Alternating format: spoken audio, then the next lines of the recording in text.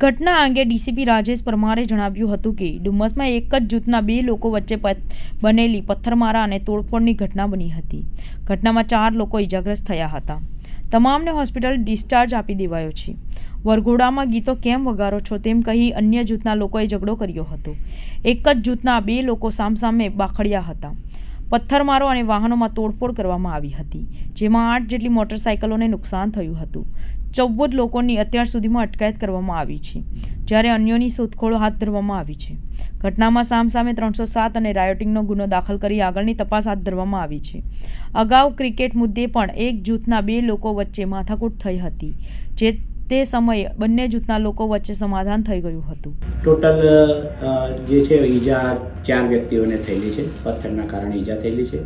વાહનમાં 8 એક બાઇકને પડી જવાથી નુકસાન થયેલું છે.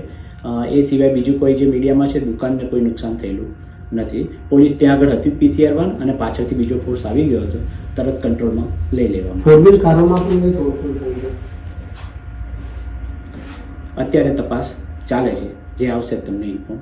પોલીસે તેમાં તુરંત હાજર ત્યાં આગળ આવી કાર્યવાહી કરી ટોટલ 14 આરોપીઓને અટક કરેલા છે તથા બંને ટોળા વિરુદ્ધ 307, 143, IPCની 143, 147, 148, 427, 504, 506(2), GPEC 135 હેઠળ ગુનો દાખલ કર્યો છે.